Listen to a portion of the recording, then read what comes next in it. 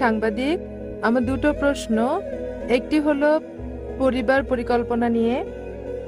আমাকে আমার অন্য এক মুসলিম বন্ধু বলেছে যে আপনারা পরিবার পরিকল্পনা সমর্থন করেন না। আমি নিশ্চিত সম্ভবত আমার দাদি নানিদের সময় খুব বেশি খুশি হতো 10-15টা সন্তান জন্ম দিলে, কিন্তু রাষ্ট্রের নিয়ম অনুযায়ী আমি বলতে চাচ্ছি কিভাবে এটা থামানো সম্ভব যদি পরিবার পরিকল্পনা না থাকে।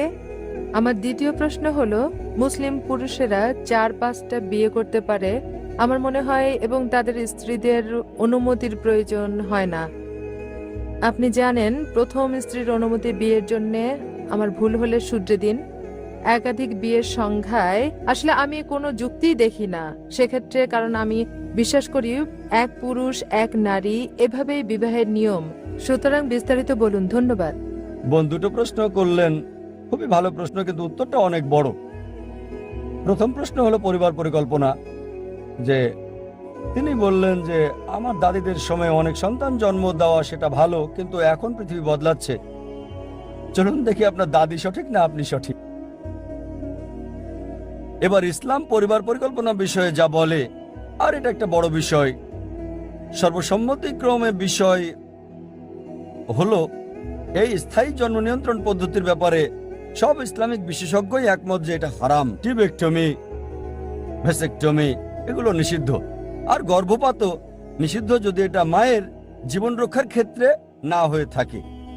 এইসব ক্ষেত্রে স্থায়ী পদ্ধতি ব্যবহার বা গর্ভপাত করাতে পারেন। যেমন ডাক্তাররা বলল যে এই মহিলার হার্টের সমস্যা আছে, আবার গর্ভধারণ করলে তার জীবনের জন্য হুমকি হতে পারে, বা একাধিকবার সিজার করা হয়েছে 3, 4, 5, আর একটা সন্তান তার স্বাস্থ্যের জন্য ঝুঁকি হতে পারে, সেক্ষেত্রে যে কোনো পদ্ধতির অনুমতি আছে। এবার আসুন, স্থায়ী জন্ম নিয়ন্ত্রণ পদ্ধতি গর্ভপাতের ব্যাপারে সম্মিলিত সিদ্ধান্ত হলো এটা হারাম, কারণ কোরআন বলছে সূরা আনামের 6 নম্বর অধ্যায়ের 151 নম্বর আয়াতে যে তোমাদের সন্তানদের হত্যা করো না দারিদ্রতার ভয়ে, কারণ আল্লাহ সুবহানাহু ওয়া তাআলা সর্বশক্তিমান ঈশ্বর, যিনি তোমাদের রিজিকদাতা, তোমাদের সন্তানদেরও। একই কথা আছে সূরা ইসরার অধ্যায় 17 আয়াত 31, তোমাদের সন্তানদের হত্যা করো না দারিদ্রতার ভয়ে, এটা আল্লাহ সুবহানাহু ওয়া তাআলা সর্বশক্তিমান ঈশ্বর, যিনি তোমাদের রিজিকের ব্যবস্থা করেন এবং তাদেরও। এখানে আমরা বুঝতে পারলাম যে কোরআন সন্তানদের হত্যা করা নিষিদ্ধ করেছে। আর যদি অস্থায়ী জন্মবিরতির ব্যাপারে বলেন, যেহেতু আমি একজন ডাক্তার, যদি গর্ভনিরোধের ব্যাপারে বলেন, সবচেয়ে পরিচিত হলো কপারটি, আর আমরা মেডিকেল কলেজেও শিখেছি এটা হচ্ছে গর্ভনিরোধ। কিন্তু পরে বুঝলাম যে এটা গর্ভনিরোধ না, এটা হচ্ছে গর্ভ নষ্ট করা। ডিম্বাণু এবং শুক্রাণুর মিলনে ভ্রূণের সৃষ্টি হয়, তখন নষ্ট করলে সেটা প্রাথমিক গর্ভপাত। এটাকে গর্ভনিরোধ বলা হয়, কিন্তু সঠিক কথাটি হবে গর্ভ নষ্ট করা। সুতরাং আপনি যদি একটু এগিয়ে চিন্তা করেন, অবশ্যই সেটা প্রাথমিক গর্ভপাত, আর এটাও নিষিদ্ধ। অস্থায়ী জন্মবিরতির ব্যাপারে ভিন্ন ভিন্ন মত রয়েছে। আমাদের প্রিয় নবীজি মুহাম্মদ সাল্লাল্লাহু আলাইহি ওয়াসাল্লামের কাছে একজন লোক আসলো আর বলল সে আজল করত, মানে রতিক্রিয়া থেকে বিরত হওয়া এবং নারী দেহে পুরুষের বীর্যস্খলনে বাধা দেওয়া। নবীজি নীরব ছিলেন। বিশেষজ্ঞদের একদল বললেন যেহেতু নবীজি নীরব ছিলেন অনুমতি দিয়েছেন, আরেক দল বললেন যেহেতু নবীজি নীরব ছিলেন অনুমতি দেননি। মতপার্থক্য রয়েছে। চলুন এবার আমরা আসল কারণটা দেখি।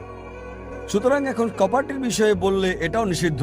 ওসি পিল, খাবার জাতীয় গর্ভনিরোধগুলো শারীরিক পরিবর্তন আনে। আল্লাহ পবিত্র কোরআনে সূরা রুমে 30 নম্বর অধ্যায় 30 নম্বর আয়াতে বলেছেন দেহের কোনো পরিবর্তন করো না। আর আমি ডাক্তার হিসেবে অনেক জটিলতাই জানি। আসুন এবার মূল প্রশ্নে, কেন একজন পরিবার পরিকল্পনা গ্রহণ করবে, এটা মূল প্রশ্ন।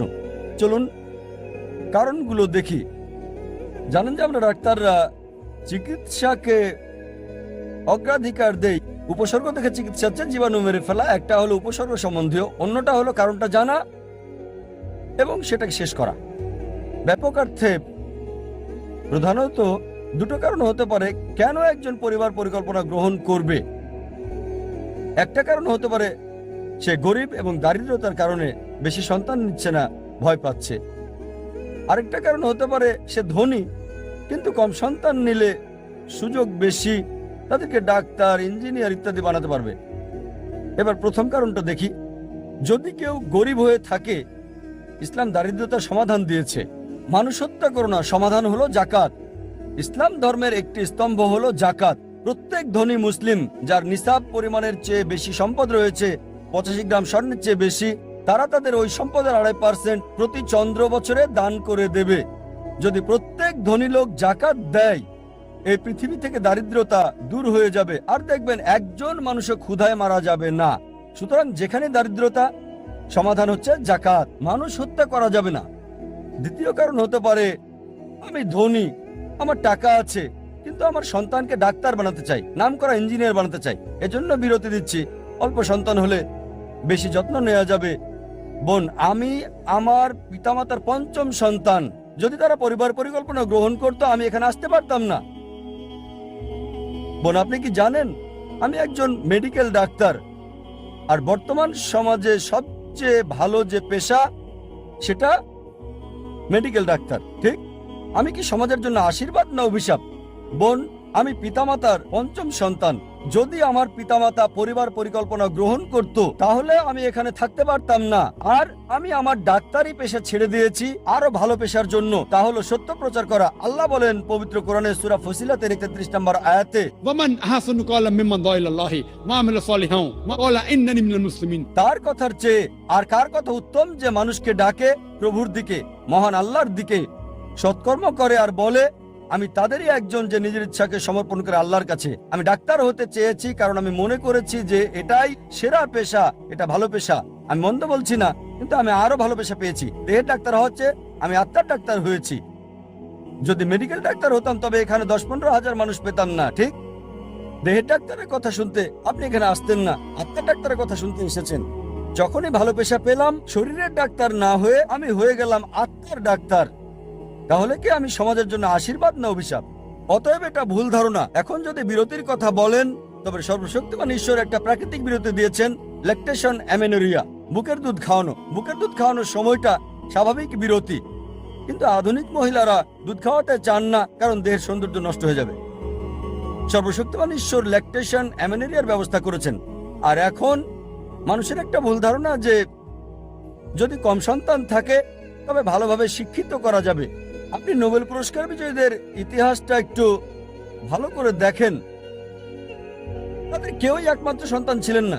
অনেকেই ছিলেন দ্বিতীয়, তৃতীয়, চতুর্থ, 5ম সন্তান। তারা নোবেল বিজয়ী ছিলেন, মেধাবী ছিলেন। সুতরাং এটা ভুল ধারণা।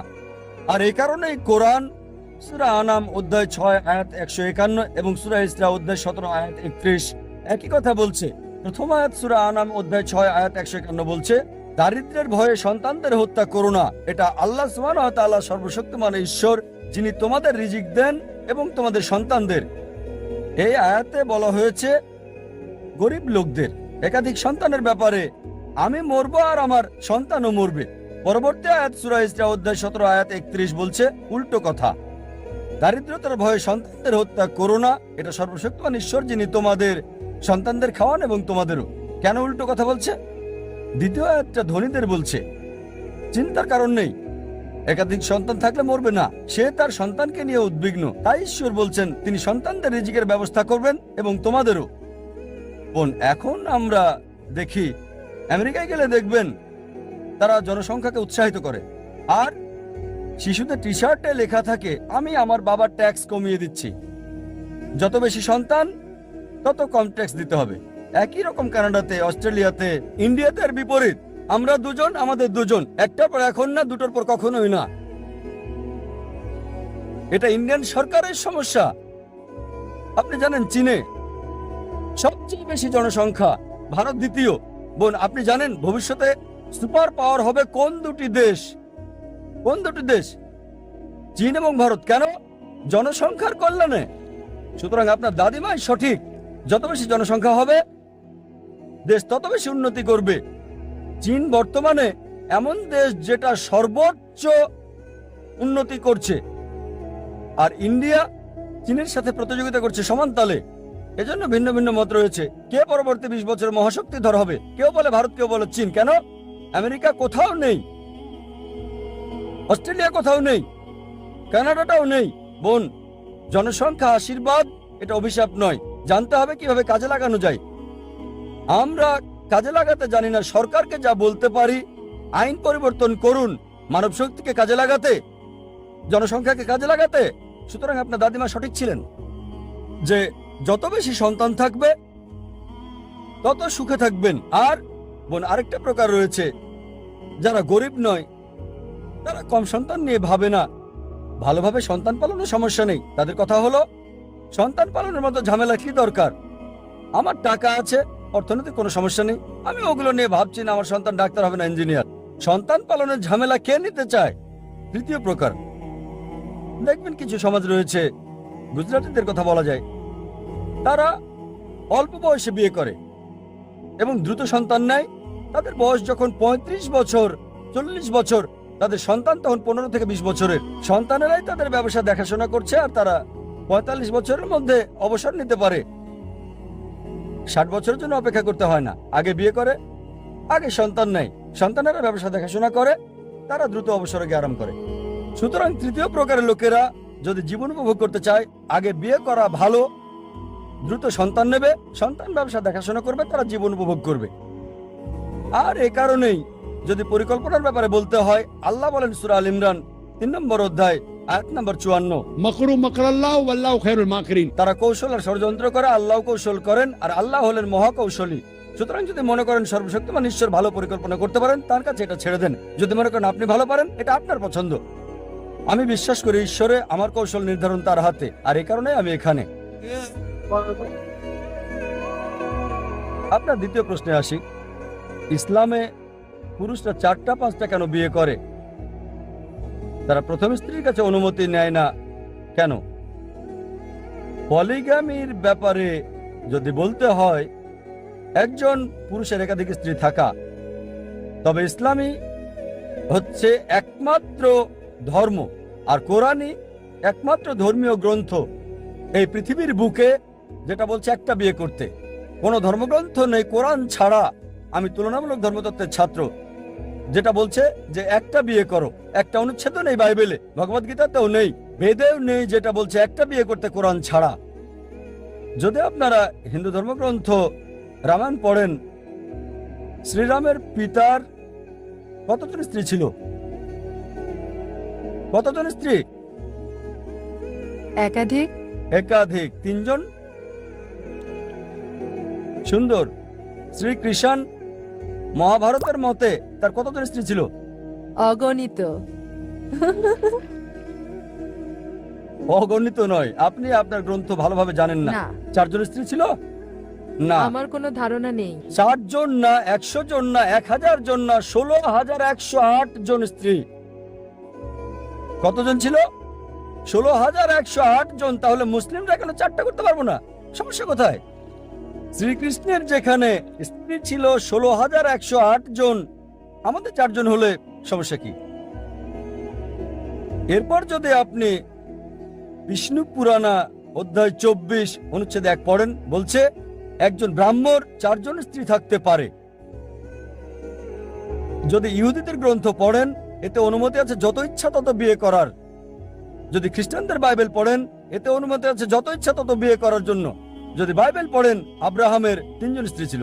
সলোমনের কতজন স্ত্রী ছিল? তার 700 স্ত্রী ছিল। পরবর্তীতে চার্চ নিষেধাজ্ঞা জারি করলো যে খ্রিস্টান একটা বিয়ে করবে, বাইবেল মানা করেনি। আর ইহুদি সম্প্রদায় একাধিক বিয়ে করত। এটা ছিল 1950 সালে, যখন চিফ রাবি সাইনড পাস করে যে ইহুদিরা একটা বিয়ে করবে। সুতরাং নিষেধ করেছে রাবি, ইহুদি গ্রন্থ না। আর হিন্দু ধর্মগ্রন্থ মতে যত ইচ্ছা বিয়ে করতে পারেন।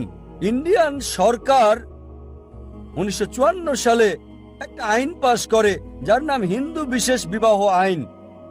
হিন্দু বিশেষ বিবাহ আইন বলছে হিন্দুর একটা বিয়ে করতে হবে। এটা ধর্মগ্রন্থ নয়, ভগবদ্গীতা নয়, রামায়ণ নয়, মহাভারত নয়, বেদ নয়, এটা হচ্ছে ইন্ডিয়ান পেনাল কোড। ইন্ডিয়ান সরকার একটা আইন পাশ করেছে 1954 সালে যে হিন্দুদের একটা বিয়ে করতে হবে। কিন্তু ইসলামে নারীর অবস্থান নাম জরিপের হিসেব অনুযায়ী, যদি সরকারি পৃষ্ঠা 66-67 পড়েন, বলা হয়েছে মুসলিমরা বহুবিবাহ করে ভারতে কত পার্সেন্ট জানেন? 4.3%। কত? ভারতে 4.3% মুসলিম পুরুষ বহুবিবাহ করে। আর 1951 থেকে 1961 সালের পরিসংখ্যান মতে হিন্দু কত পার্সেন্ট? 5.06। 0.7% বেশি ভারতীয় মুসলিমদের চেয়ে।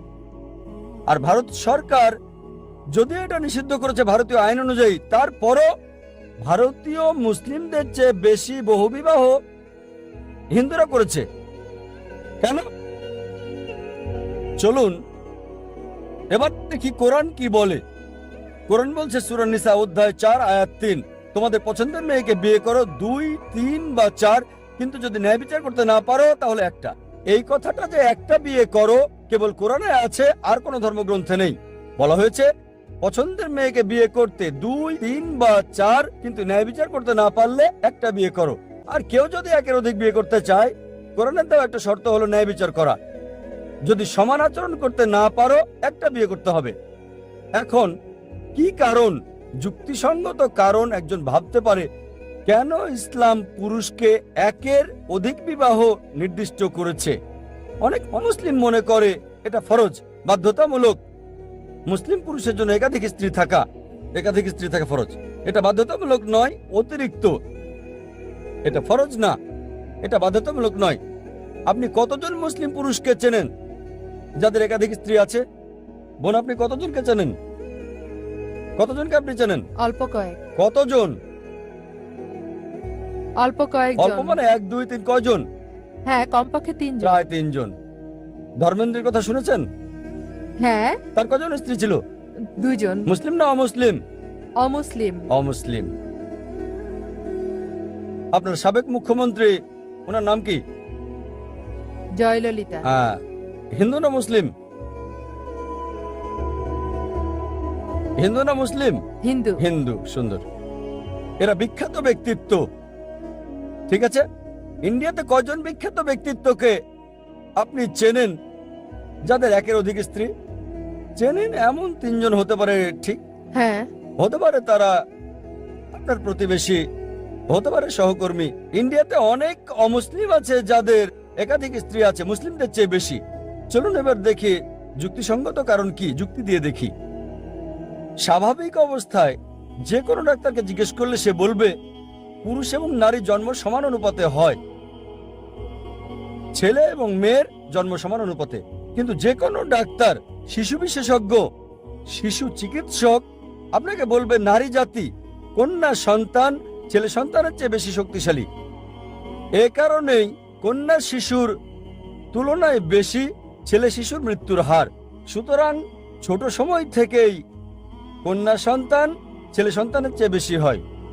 আর জীবনে চলার পথে অনেক মানুষই মারা যায় দুর্ঘটনায়, মদ্যপানের জন্য, যুদ্ধের কারণে। এক্ষেত্রে নারীদের চেয়ে পুরুষের মৃত্যুর হার বেশি। এখন যদি পৃথিবীর দিকে তাকান, দেখা যাবে পুরুষের তুলনায় নারীর সংখ্যা অনেক বেশি। তৃতীয় বিশ্বের কিছু দেশ আছে, যেমন ইন্ডিয়া, যেখানে নারীদের তুলনায় পুরুষের জনসংখ্যা বেশি।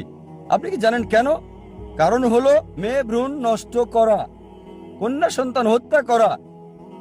আর্টিকেল অনুযায়ী একটা প্রোগ্রাম বিবিসিতে দেখাতো, নামটা ছিল লেট হার ডাই। এই নামে প্রোগ্রামটা চলতো। একজন ব্রিটিশ রিপোর্টার এমিলি বেকানন ভারতে আসেন এবং বলেন প্রতি বছর ভারতে 10 লক্ষেরও বেশি ভ্রূণ নষ্ট করা হয় যখন জানা যায় এগুলো কন্যা সন্তান। তিনি আরো বলেন প্রতিদিন 3000-এরও বেশি। গুণ করে দেখেন 1 মিলিয়নের বেশি প্রতি বছর। তামিলনাড়ুর সরকারি হাসপাতালের হিসাব অনুযায়ী এতে বলা হয়েছে 10 জন শিশুর মধ্যে আপনি কি জানেন কতজনকে মেরে ফেলা হয়? 4। আপনি কি এটা জানতেন? তামিলনাড়ু, আপনার এলাকা, আপনার প্রিয় এলাকা, সরকারি হিসেব মতে 10 জন জীবিত কন্যা সন্তানের সরকারি হাসপাতালে 4 জনকে মেরে ফেলা হয়।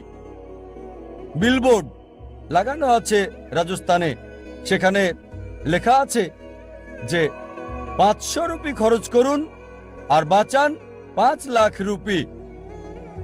তাহলে এর মানে কি? 500 রুপি খরচ করুন, আল্ট্রাসোনোগ্রাফি করুন, অ্যামনিওসেন্টিসি করুন, কন্যা সন্তান চিহ্নিত করুন আর গর্ভপাত করুন, আর 5 লাখ রুপি বাঁচান। 5 লাখ রুপি। হয়তো লালন পালনে খরচ হবে 2 লাখ রুপি, বাকিটা দিতে হবে যৌতুক।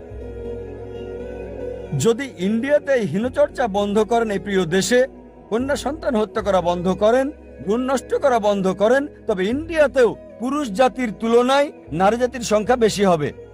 পৃথিবীর দিকে তাকিয়ে দেখেন, যদি শুধু নিউ ইয়র্কে দেখেন, পুরুষের তুলনায় 10 লক্ষ মহিলা বেশি। কেবল ইউএসএ তে 7.8 মিলিয়ন মহিলা বেশি। ইউকেতে পুরুষের তুলনায় 4 মিলিয়ন মহিলা বেশি। জার্মানিতে পুরুষের তুলনায় 5 মিলিয়ন মহিলা বেশি। রাশিয়াতে পুরুষের চেয়ে 9 মিলিয়ন নারী বেশি। আর ঈশ্বরই জানেন সারা পৃথিবীতে কত মিলিয়ন মহিলা পুরুষের তুলনায় বেশি হবে। বোন, ধরুন আমি আপনার চিন্তার সাথে একমত হলাম, বললেন এক পুরুষ এক নারী। বোন, যদি আমি একমত হই আপনার সাথে, এক পুরুষ এক নারী, আর ধরেন আমার বোন সে আমেরিকায় থাকে, বা আপনার বোন সে আমেরিকায় থাকে, আর ধরেন সবাই পূর্ণ হয়ে গেছে, এক পুরুষ এক নারী একেবারে পূর্ণ। তারপরও 7.4 মিলিয়ন নারী যারা জীবন সঙ্গী পাবে না, একজন পুরুষ একজন নারী। তাহলে এখন বিকল্প হচ্ছে 7.8 মিলিয়ন নারীর জন্য এমন একজনকে বিয়ে করতে হবে যার আগে বিয়ে হয়েছে বা জনগণের সম্পদ হবে। হয়তো বলবেন ডক্টর জাকির নায়েক জনগণের সম্পদ, এত কঠিন কথা বললেন। বোন, এটা হচ্ছে সবচেয়ে ভালো শব্দ যেটা আমি বলতে পারি। আমি পাবলিক প্রপার্টির চেয়ে ভালো শব্দ ব্যবহার করতে পারছি না। আমেরিকার হিসাব মতে আপনি জানেন একজন পুরুষ একজন স্ত্রীর সাথে স্থায়ী হওয়ার পূর্বে গড়ে 8 জন ভিন্ন ভিন্ন সেক্স পার্টনার থাকে। এটা কি জানেন আপনি? গড়ে 8 জন। কারো 1 জন থাকতে পারে, কারো 10 জন থাকতে পারে, কারো 20 জন থাকতে পারে। একজনের সাথে স্থায়ী হওয়ার পূর্বে 8 জন। সুতরাং একমাত্র বিকল্প হচ্ছে যদি আমার বোন আমেরিকায় থাকে বা আপনার বোন আমেরিকায় থাকে আর তাকে এই সুযোগ দেওয়া হয়, ধরেন তখন সবাই পূর্ণ হয়ে গেছে, একজন পুরুষ একজন মেয়ে পেয়েছে নিজের জন্য। দুঃখজনকভাবে আমার বোন বা আপনার বোন তাদের একজন এমন হয়ে যায় যারা জীবন সঙ্গী পাচ্ছে না। তাদের জন্য একমাত্র পথ হয় এমন একজনকে বিয়ে করা যার স্ত্রী আছে বা জনগণের সম্পদ। যে কোনো ভদ্র মহিলা প্রথমটাই বেছে নেবেন। বোন, আপনার বোনের জন্য কোনটা চাইবেন? এমন কাউকে বিয়ে করা যার বউ আছে বা জনগণের সম্পদ? আমার বোনের এখনো বিয়ের সময় হয় নাই। যখন বড় হবে তখন যদি আমেরিকায় যায় বা আপনি আমেরিকায় যান, তার পছন্দ। আপনি কোনটা চাইবেন? একজন বড় বোন হিসেবে আপনি চাইবেন জনগণের সম্পদ হোক বা স্ত্রী আছে এমন কাউকে বিয়ে করা এবং সমান অধিকার পাওয়া? ইসলামে যদি দ্বিতীয় স্ত্রী থাকে সমান অধিকার নিশ্চিত করতে হবে। আমেরিকাতে জনগণের সম্পদের কোনো মূল্য নেই, সে অপমানিত, অসম্মানিত। ইসলামে তার সমান অধিকার রয়েছে, সম্মান রয়েছে। ছোট বোনের জন্য কোনটা চাইবেন যখন সে বড় হবে? অনেক সময় সত্য কথা বলা অনেক কঠিন, ঠিক না বোন? বিশেষ করে এমন অনুষ্ঠানে দর্শকের সামনে। আচ্ছা ঠিক আছে, আমি আপনার উত্তর পেয়ে গেছি। Thank you. আপনার নীরবতায় বলে দিচ্ছে। এই কারণেই ইসলামে পুরুষকে একাধিক বিয়ে করার অনুমতি দেয়, নারীকে রক্ষা করার জন্য, তাকে ছোট করার জন্য না। আপনার এই প্রশ্নে যে এটা কি বাধ্যতামূলক স্বামী স্ত্রীর কাছে অনুমতি নেবে? বাধ্যতামূলক না, কারণ যদি সে রক্ষা করতে চায়, যদি অন্য কোনো মহিলাকে রক্ষা করতে চায়, বোন আমি মানছি যে স্বাভাবিক অবস্থায় কোনো মহিলাই চাইবে না তার স্বামীকে অন্য কোনো মহিলার সাথে শেয়ার করতে, এটা